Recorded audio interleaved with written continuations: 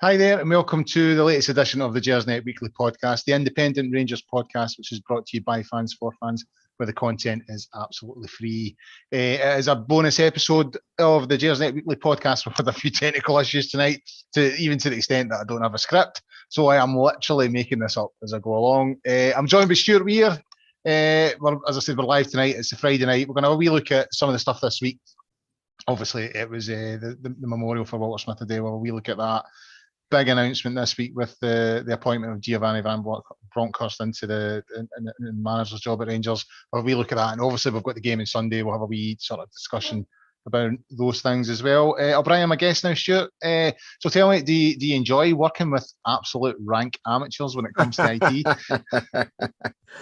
I thought for a moment there we were touching upon red to red, green to green, blue to bits. It was interesting just listening to the chat in the background of when things were being tried and tested and not really working, but we're here now. We're here now. We got there, and then to give viewers and listeners a wee insight, those that use the Gersnet forums will probably be aware that they've been down today. There was a server update, which is not ideal, but it is what it is. However, that's where the instructions that tell me how to set everything up are held. So just before we went live, I went onto the forums to try and get the instructions, and they weren't there. So we were in a bit of trouble, but we've got there eventually. We're in, and we'll get the show underway, Stuart. Before we get into the sort of the football stuff, it feels poignant and relevant to talk about the memorial today for Walter Smith. A whole host of big names turning up at Glasgow Cathedral today. I didn't watch the whole service, but I had a wee flick through it and watched sort of the main speakers and what they had to say. And I thought his son spoke very, very well. Some of the stories that he told had me sort of chuckling. Particularly liked the story about his grandsons that they were playing in a game. They were 4-0 up at half time and it finished 4-3, and Walter Smith's son saying on the car back home, Walter Smith was saying to the grandsons, well, he's played really well, good result, but second half, you should have been a wee bit more disciplined, kept your shape, blah blah blah. And Walter Smith's son says, these boys were like 5-6-year-old players. And you want to know something, as a dad who's been standing watching his son for the last 10 years playing football, I could kind of relate to that, because I can sometimes be a wee bit overly critical sometimes when you see them not doing what you want to do. It is what it is, I suppose. You don't mean anything by it, but I could completely relate to it, and it made me chuckle. And some of the stuff, Ferguson, Sir Alex Ferguson and McCoist were talking about, really, really nice, and a nice way to remember him, because it has been a sad couple of weeks. Today felt more like a celebration. Yeah, exactly. And I think memorial service, that's entirely what it should be. You have the, if you like, the pain and the sadness at the funeral service, and you have time to compose yourself. And I think as well, the life that Walter led, and over the time scale of it as well, and all the people he worked with and all the people he came into association with, there was never going to be any shortage of material for those who were going to talk about him and those who were going to praise him. And that's exactly what it turned out to be. It was in praise of Walter Smith rather than mourning Walter Smith, and I think that's entirely right. And I think a lot of people will feel a bit more contented by that now, rather than I think we're all touched when Walter passed, and it has been quite, I wouldn't say painful. I think we've all been quite tender about it, because every now and again it just comes back into your thoughts about, even if it's just photographs flashing up on Twitter or Facebook. And this week I had a book delivered about Jim McLean, and I'd actually written a piece with Walter as a tribute to Jim McLean for that book, and it arrived this week, and I read it. I have to say, I'd forgotten actually what it was about until I actually read it again. But I'd actually listened to the recording, or when I recorded Walter when we were actually speaking, and there's still a hell of a lot of good stories in there that that will never see the light of day, because that wasn't that wasn't the deal that we struck. And even though I tried to coax him, he did say once or twice, "No, Stuart, I can't do that." And the last time he said, "Stuart, stop asking," and that's when you know you need. Yeah, it's not happening. It's not happening. Just back out, Stuart. You've gone too far. But I thought it was a lovely service, and again, it was a fantastic showing of affection and love for Walter Smith with everybody who turned up. Yeah, some of the faces. I mean, I thought it was nice to see, the amount of people that turned up. But there was a couple of names and faces that I saw. Duncan Ferguson, I was really pleased to see him, because I think when he was at Rangers, there was always this feeling that, they didn't quite hit it off, and Duncan Ferguson was a wee bit annoyed because he was sold to Everton and all that kind of thing. So it was nice to see him there. It has been sad the last couple of weeks, and as you say, every now and again it comes back into your mind. Oh my God, he's not here anymore. And he was such a huge part for a lot of people's life. I mean, for me, I probably got the best of Walter Smith. I was in my sort of late teens and 20s.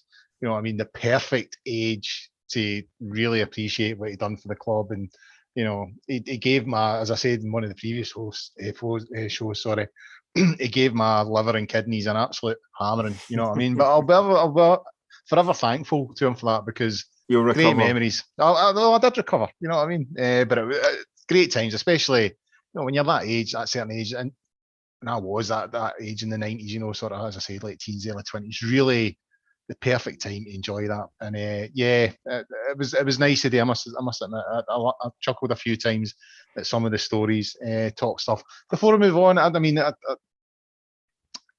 Ross was on last week with Alex and David Fraser, talking about the shock announcement that Steven Gerrard had suddenly up sticks and away. So I don't want to push on too much on that, but now there's a bit of time sort of passed between him leaving, and we've made an appointment which we'll come on to. Gio's through the door now. How are you viewing that? Because I'm still. I was really disappointed with Steven Gerrard leaving, and I'm not going to go down the road of. He said he loved the club and this, that, and the next thing, and he's let us down and blah, blah, blah. My real issue with it was, and it kind of ties into what he said when he was at Villa, when he was doing his press conference at Villa, when I commit to something, I'm all in, and I don't think he'd ever not honoured the contract at any point in his career. And I always felt, I knew Steven Gerrard would leave at some point. I knew he wasn't here forever. I had a feeling it would be this season. I thought whether he won the league or lost the league this season, that would probably be it for Steven Gerrard. But just the way he done it, the swiftness of it, the sort of coolness of it, I'm still quite angry at him. In fact, I'm playing that down. I'm seething it. I'm right. It'll pass. It always does. I always forgive people that I feel I've let the club down. But right now, I'm still quite angry.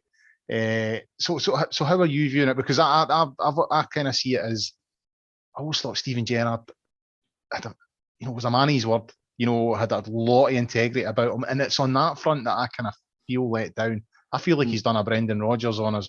And Brendan Rodgers, in my opinion, is that type of guy. He's a bit slippery, a bit out for himself. I didn't see Steven Gerrard in the same mould, and I think that's what's disappointed me in this whole thing. I think having covered football for so long and watched as much football, and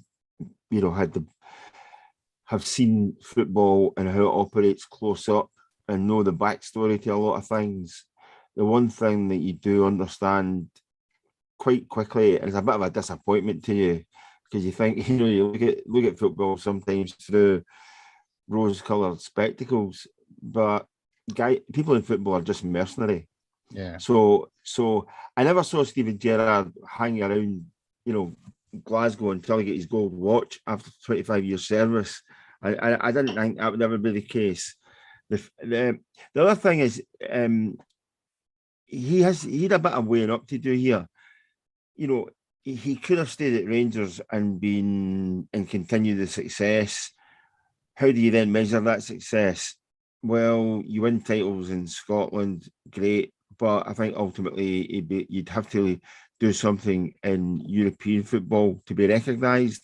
I think the fact I don't think anybody saw Aston Villa sacking their manager the way they did do. Therefore, when the Newcastle job passed, I think a lot of people had said there that that was it. You know, Steven Gerrard, the rumours and the speculation, Steven Gerrard wasn't going anywhere, and all of a sudden, Aston Villa sacked Dean Smith, and there's another vacancy.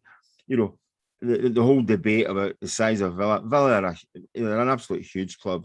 In fact, it's almost like comparable with Rangers. The only difference being that they play in a league where you get, you know, anything upward of about 80 or 90 million quid for playing in that league per season, whereas Rangers just don't get that. But in terms of the whole infrastructure of the club, the support, you know, Villa Park, you know, if you've ever been to Villa Park, there is not too much of a difference. You know, if somebody took you into the middle of the pitch, other than the colours around the stadium, you could almost identify it as being Ibrox. So I think this was an opportunity for Steven Gerrard. The other thing is that I took into account was at the end of this season, and people would say Rangers would never sack Steven Gerrard. But if Steven Gerrard was still the manager and Rangers missed out in the Champions League, given what the attraction is this year, which is instant qualification for the Champions League and guaranteed 30-odd million quid, if he didn't manage to deliver that this season, what did Rangers do with him? The people say, oh, they wouldn't sack him.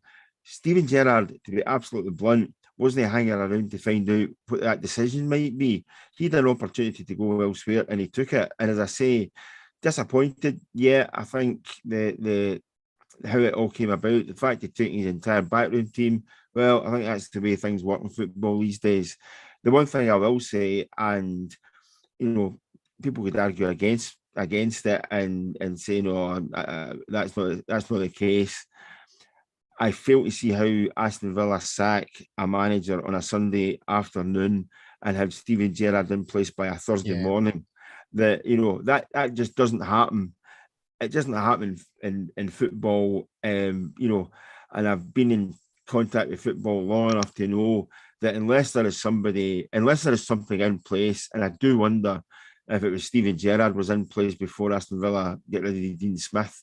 That's what it smacks of. And, you know, you can call that tapping up and all the rest of it. Listen, we are where we are, to use that well-known phrase. And if I'm absolutely honest, I think I'm in a slightly happier or more content place now with Giovanni van Bronckhorst in place than this, you know, a week ago when you were still speculating about who it might be. And some of the names that were being speculated about, honestly, I would have either drug tested or breathalyzed some of the people that are throwing some of the names into the ring. You know, rather than throwing their hat in, they should be throwing the people out. Because Rangers were never going to get down the road of one or two people that were being quoted. And I think Rangers, okay, it was a shock to them, but I think they knew very, very quickly where to target their next manager and how to find their next manager. On that, you know, you were sort of saying there, I mean, what you were saying there, I totally agree with. I don't think it's just football that doesn't happen, and I don't think that happens in any industry. I don't think someone loses a job one day and the replacement is in the door like 3-4 days later. That is, no, I don't think that happens unless there has been discussions beforehand. So I agree. And on that point, and given the issues that Celtic had with Eddie Howe, you know, that rumbled on for a long, long time, and how quick Rangers have been in comparison, and I have to say, even that wasn't enough for some supporters on Twitter. Like 3 days in, they're going, "What's happening?" But, you know, like, guys, calm down. You know what I mean? The club's on the bit of a back foot here, but the fact that this whole process about getting Van Bronckhorst in the door has been relatively seamless. You know, it seems to have been a very well organised and well executed sort of campaign. Do you maybe get the suspicion that Rangers themselves were aware that something was in the fire with Steven Gerrard, and they maybe had already put feelers out there to sort of gauge, you know, who was available and willing to take the job? I think there was always an element of that, Colin. I think since Rangers won the title last summer, I think in the background there has been a plan B, simply because Steven Gerrard's stock rose so much. You'd always everything that happened with European competitions, and then you had him winning the title. And as I tweeted last week, the more people saying, "Oh, he only won 1 out of 9 trophies," but what a trophy to win! Yeah. If it was like if you were going to go all in and win in one pot, that was the one to win. And I think maybe Rangers were doing a bit of homework and a bit of intelligence on where they might go. The other thing was that, Rangers are in a position where the manager's job at Rangers is suddenly a hell of a attractive, and you're suddenly shopping in an entirely different marketplace to where you were a couple of years back. Warburton left, Kashina left. I mean, where were Rangers back then? You had Graham Murty was almost like caretaker general, and it was and there were some people mistaking him as the actual manager at times, simply because he was so often in situ. And post, and so all of a sudden you're then able to go and attract managers who have a bit of a presence about them. And I mean, several commentators, I think are just doing it through spite and ignorance more than anything else. But I'm surprised that there are certain elements of the Rangers report who have said Giovanni van Bronckhorst isn't Steven Gerrard. They're absolutely correct. But then again, you've had 3 years to get used to Steven Gerrard. And if you were playing top trumps just now and you know your football, I think you'll find that Giovanni van Bronckhorst probably tops everything that Steven Gerrard has done career-wise. Yeah. In terms of the competitions he's won, in terms of international football, the finals that he's played in, domestic titles that he's won in Scotland, and in England, and in Spain, a Champions League medal as well.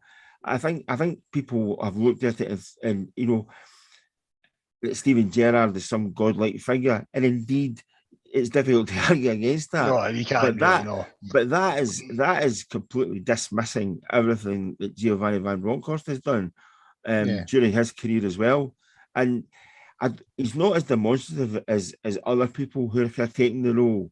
And people would have been in the press before they'd taken the manager's job saying, "Oh, I'm going to do this, I'm going to do that, it's going to be great under me," and then Rangers would have made the announcement.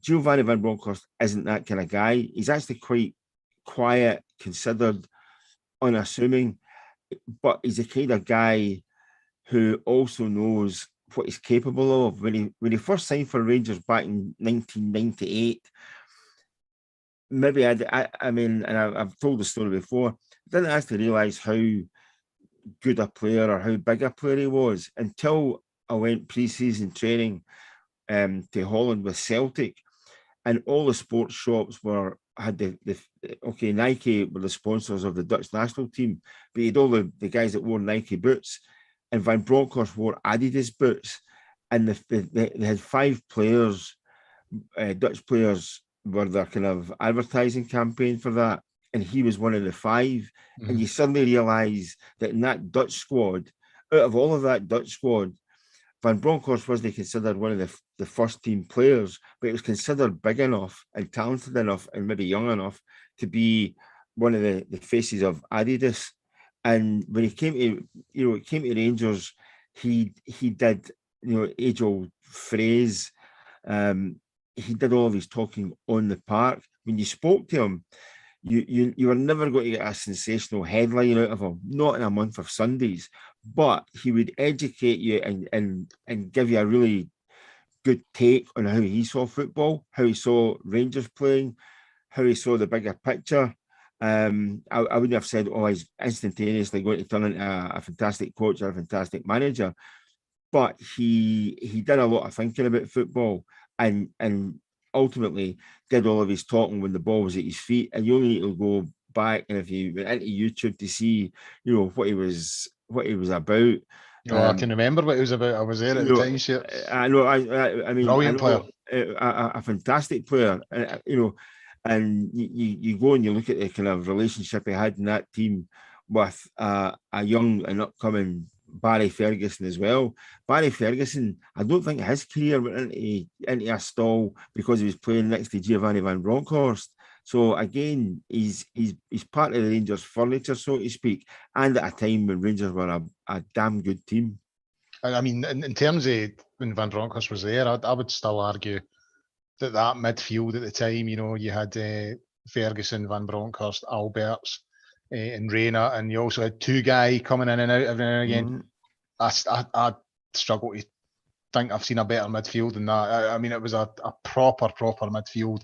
And you're also, just on that, you're also talking about guys there with Alberts and Van Bronckhorst who would be quite content. And again, I go back to, Steven Gerrard would just bang one in for 25 yards. Remember, Alberts and Van Bronckhorst as well could just bang one in, from distance as well. These guys could score goals and score important goals. And again, we're maybe guilty of putting on the glasses and saying, wasn't it great back then? But it was.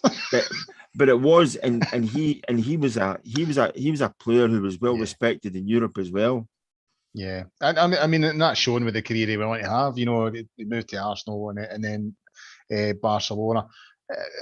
In terms of Ross Wilson's involvement in all this, I mean, it seems that, very early on, it seemed that Van Bronckhorst was a sort of front runner in all this. And, there was stories coming out pretty much every day of the process of, Rangers are speaking to this candidate, that candidate, blah, blah, blah. But the whole time, all the way through it felt like Van Bronckhorst was the one that the club wanted. That was their first choice.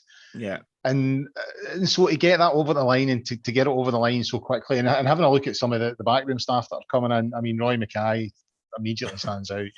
That's another top name. In terms of Ross Wilson's involvement in this, I suppose this is when he's supposed to earn his keep, so to speak. That's that succession planning. Steven Gerrard, big name. And we have to give him credit. And as I said, the way it's ended with Steven Gerrard will pass. I'll end up loving the guy again. But right now, it's hurt me too much, Stuart. I'm not ready yet, right? So but that'll come. But as you say, Rangers had to prepare for when Steven Gerrard went. And the fact that it's went so seamlessly, and it would appear that they've got the man that they were after. Yeah, first time. Surely that reflects well on Ross Wilson, because Ross Wilson's interview, Colin, when he was interviewed, I think Ross Wilson's interview was telling, not because of what he said, but because there was a smile kept coming over his face. Yeah. And it was almost like, give this guy a lemon to suck upon, because he knows he's done a good job here. Yeah. And it was almost as if the component parts of, okay, Steven Gerrard's gone, he's taking all his backroom staff with him. Who can we turn to? Now, I don't know who Ross Wilson took counsel from. You tend to find that it's not a decision that's made by one person. If it is made by one person, they tend to go around the houses and discuss with certain people what's the what's the lie of the land with this guy. If he comes and he brings such and such with him, is there any baggage there? What do they like as a partnership and all the rest of it? And Ross Wilson, for somebody who, how can I put it, could have been fried this week just under the sheer nervousness and tension of coming up with a new manager, he looked supremely content. And I think from his demeanour, you have to accept that Rangers have got the guy that they set out to get as a replacement for Gerrard, and he delivered them. And now it's a case of, okay, I've given you the opportunity, you take it. I thought on that interview, he spoke very well. Now, he did. Ross Wilson's name is, obviously the club were after him for a while, and there's all this whole this image that surrounds him about, he's this guy that does this and does that. But I think it can be very difficult for supporters to see the tangible difference that he makes. Whereas on this occasion, you have seen it. You have seen exactly what his role was during this whole process, and it would appear that he's done a superb job. And as I said, I thought he spoke very well in that interview. Certainly gave me a lot of confidence, and gave me a lot of confidence in the decision-making process and the club going forward. So yeah, I think he absolutely. But quite often, Colin, he doesn't have a story to tell because he's doing a job that a lot of the time it looks like a really good gig, but a lot of the time it's quite unglamorous. Yeah. It really is. It's hard graft and putting the sort of building blocks in place for you to come up with what you need, either on the pitch or off the pitch, or in terms of the personnel that you're going to recruit and when you're going to recruit them as well. And I think ultimately, he's done a good job. If it goes horribly wrong, people will point the finger at him and say, you should have gone for this guy or that guy or the next guy. But would Rangers have got anybody who's any better at this point in time? Not in the marketplace that Rangers are shopmen just now. So therefore, I think it's job done. Yeah. On to Sunday, I mean, Gio, I believe he's in the country now. I've seen some stuff on social media today that appeared to suggest he was coming into the country, getting off a private plane. I'm assuming he'll be at the game on Sunday, but he won't be in the dugout. So, Rangers have put a sort of interim arrangement in place with a bigger cast than Love Actually. The names just, when Ross Wilson was in that interview, the names just kept coming and coming and coming. The only two I can remember is Colin, Stewart and Jermaine Defoe. So, we're still in that sort of interim arrangement, even although we've got the new man's in place. He's not in post. He's not officially started. Big game, semi-final, big opportunity to win or to get to a final and win our sort of first domestic trophy since 2011. Do you see this having an impact? Will Hibs look at this and think, well, that's a club not in disarray, but in a transitional period, there might be an opportunity to get us. And I was thinking of semi-finals against Hibs today, and I can't think of one that Rangers won in my lifetime. I remember the one sort of 91, and it was Mickey Weir that scored. Put Rangers out the League Cup final, and then I remember one going back to early 70s, and Rangers lost a semi-final to Hibs as well. I remember the one.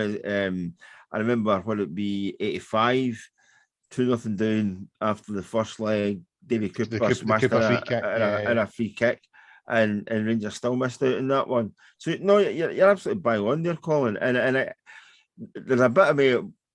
I was wondering where Rangers would have gone in terms of a manager if Van Bronckhorst hadn't been in place and Rangers had gone out with Jermaine Defoe as their manager and beating Hibs 7-0 on Sunday. Where I think our thought process where that might have taken them. Could have gave Ross Wilson a bit of a problem to think about. It could have given him, but I think Rangers, the players are going to approach this in one of two ways. They're either going to feel sorry for themselves and then anything can happen, especially a Hibs victory, or they're going to take what has happened in the last week, 2 weeks, and it will galvanise them. And really, I'm hopeful that they would go out as a team and actually say, let's show people what we can do as a team. Okay, Steven Gerrard was the manager who put us together. And Gary McAllister was there as his number two, and other people working behind the scenes. But we're a decent team. Let's get and put a performance on and show people that we're still a decent team here, and give the incoming manager a bit of confidence. Not that he's having to pick a team up off the floor, but actually he's having to maybe pull them back near a wee bit to earth. And not get ahead of themselves or above themselves. I think it's going to be very, very interesting to see how Rangers approach that. And to be absolutely honest, I think you'll know within about 5 minutes, 10 minutes of the kickoff how Rangers have approached this. Hibs will fancy their chances strongly now. against Rangers. They'll see them as a team in sort of slight disarray. But I think this is all down to, what Rangers do. And there's one or two in that team. I think now in this game, this is the likes, or the type of game where the likes of your McGregors and your Steve Davis, and these kind of guys. You're the guys that have been at Ibrox for all these years. You're the guy that's got 100 caps. You're the leaders on the pitch. Start showing your leadership on the pitch. If that means shouting at your captain and telling him to do something, do it. But Rangers need a performance out of these guys this weekend. Yeah, it feels kind of strange because you get a sense of what's going to happen on a Sunday in terms of team selection and all that kind of stuff based on the Friday press conference. You know what I mean? Based on the manager coming out and answering a few questions. It always gives you a wee feel for how the squad's looking. Before starting is a bit of a shock to me. I'm the manager. I'm picking myself. I have this mental image. You remember the film Kes with the old headmaster teacher Brian Glover picking up the ball, and it's the slightly balding Bobby Charlton going to take the kick off. I've this mental image of Jermaine Defoe doing something the same at Hampden, and basically saying, "I'm wearing a number 9 shirt. You and you're on the bench. Just watch me go." Aye, Morelos might be in for a shocking Sunday, but it does kind of feel like, not that we're going into it blind, but certainly not with the same information that we would normally have at this stage. As I say, you've normally had the press conference, you've normally had with the manager or Gary McAllister. At least one player comes out and does a wee chat as well, and it just gives you that wee bit of information to give you a wee thought of, right, okay, this is how the team might look. Whereas now I'm thinking, where are Rangers going to go with this? Where are these guys going to go with this? Just touching on that, what you said earlier on there about Roy Mackay suddenly being at Ibrox. Now, if you have strikers, young strikers, experienced strikers, or any strikers you can name, but especially one by the name of Morelos, if he doesn't learn, something new within the first month or thereabouts from Mackay and what he would tell him, then one, he probably can't be taught, and secondly, you wonder what his long-term status is then at Rangers, because I would think that must be inspirational for anybody who plays football to suddenly find themselves getting one-to-one coaching from somebody like him, somebody like Mackay. Yeah, I mean, that is such a great opportunity for people to learn from somebody who's done it at the highest level. I know he kicked about Spain for it, a couple of several seasons, but next thing he's leading the line for Bayern Munich. Nobody leads a line for Bayern Munich unless you are absolute quality. Yeah. I mean, you can go over the last 20, 25 years. Well, but Alan McInally, there was that one year that they. I think you'll find that Big Rambo was no bad player with Bayern Munich at the time. But I mean, the thing is, you look at it now. Okay, you've got the Lewandowski up front. You've had Mandzukic. You've had Mackay playing up front. You had Miller. Well, but you're a whole bunch of them in the start of the sort of late 90s as well, who were all like world-class strikers. Yeah. And I think that in itself, for me, I think that is quite exciting that Rangers have suddenly got somebody like that to call upon. Yeah. On Roy Mackay, I know his brother. Joke. And I'm being serious here. I know a guy called John Mackay, and he gets called Joke Mackay, right? And he played for Alloa. The day. Do you remember Rangers beat them? Was it 6-0? McCoy's got a hat trick. Well, Jim Butter. The keeper. Yeah, and he conceded 6, but he stopped him getting a real hammering that day. Well, John was on. I think he was on the bench that day, John, and he was telling me after it. He got on for like the last half hour or something like that. He came on and he played, and only time he ever played at a ground like Ibrox, so he tried to take as much of it in. He says, and he got on the bus, right, and they're all going home, and all the players start opening their bags and saying, "Oh, I got Ali's, I got Mikhailichenko's, oh, I got Davy Robertson's." They'd all swapped jerseys, and John was like, shit. He'd forgot. He just, the minute the final whistle went, straight up the pitch. You know what I mean? Shook hands, never swapped jerseys. He's like, I couldn't believe it. He says, they're all bringing out their jerseys, and joke was only one, not a jersey. So there we go. A wee personal story there. But before we wrap up for the night, Stuart, I thought it would be good to sort of look at the managerial landscape in terms of the Old Firm at the moment, because, you know, a couple of weeks ago, it was Steven Gerrard, been here for a couple of years, established, had kind of, you know, he was the longest serving manager, I think, before he went. And he was the man to beat, you know, after that season, last season, went through the season undefeated. You know, you would have to say that Postecoglou was up against it a wee bit coming in here, new guy. It's now two new managers, you know, two guys coming into the job, completely new. I would argue that there's a big opportunity for both of them coming up. If both Celtic and Rangers win these semi-finals and get to the final, then there's a final coming up where both will be looking to sort of put down that marker. So all of a sudden, the whole thing's changed, if you know what I mean. Yeah, I also think that, you know, I asked one or two guys, Australian guys, ex-players, about Postecoglou, and to a man, they all said, he's good, he's the real deal, you know, because he's 14,000 miles away on the other side of the world and you've never heard of him, doesn't mean to say can he do a job. And you know, the word I got back was, he's more than capable. I think both he and Giovanni van Bronckhorst almost fall into the same sort of category, that I think both are very confident in what they can do themselves. They don't have to be told how good they are. Mm-hmm. They don't need people praising them, because I think they set the benchmark themselves. Therefore, they'll gauge and judge themselves on what they achieve, rather than people telling them, "Oh, you've done really, really well here." I think the two of them look at it and say, "Well, this needs to improve, or we need to do something better."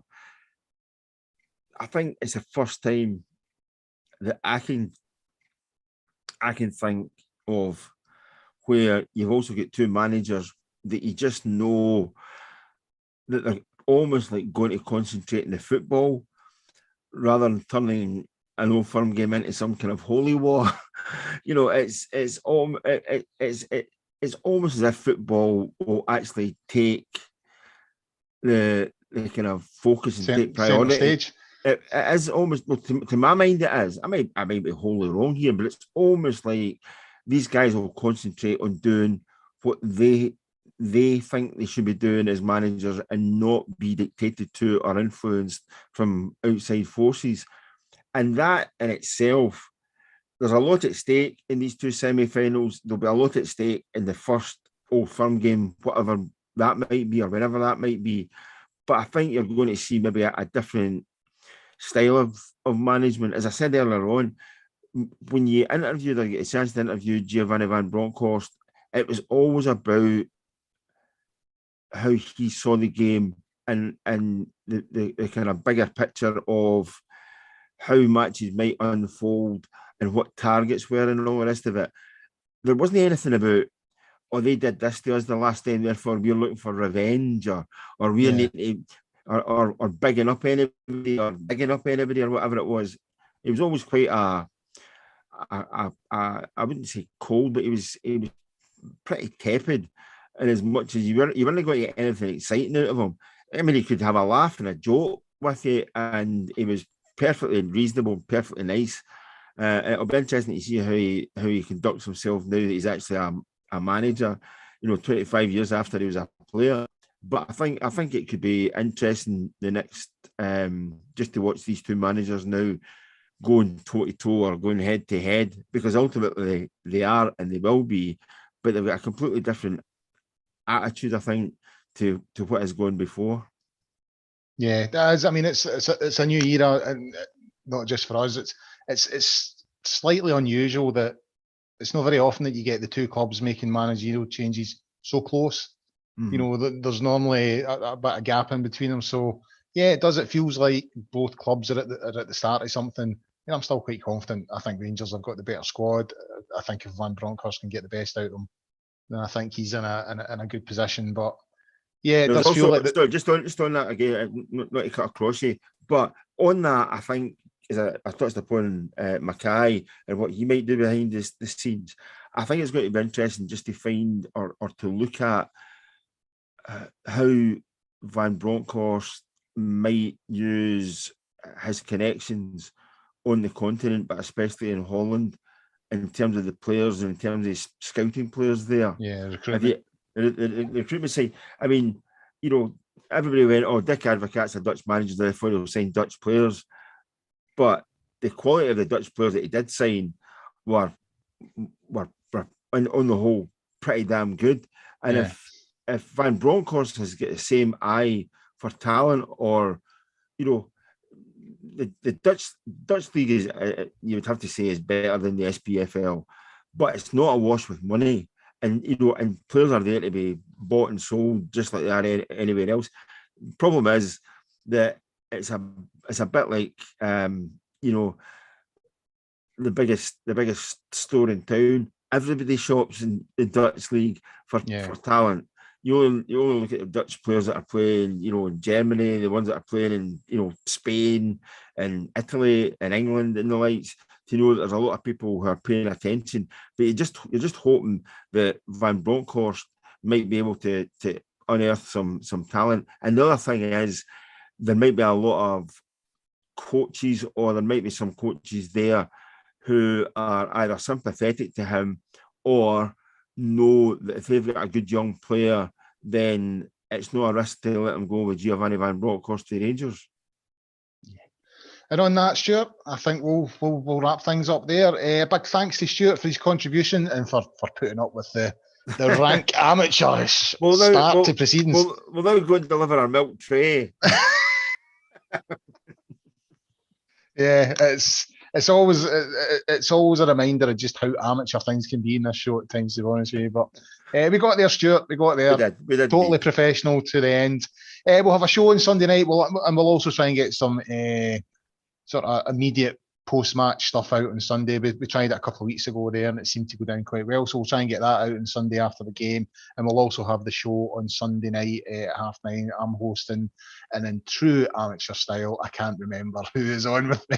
So I'll be here on Sunday. I suppose that's all you need to know for now. Guys, tonight's show, I don't think that'll be available on all of the usual platforms tomorrow. It might be out on Sunday. The situation that we have at the moment continues, so it'll probably be out again on Sunday. Just keep an eye out for that. And until Sunday night,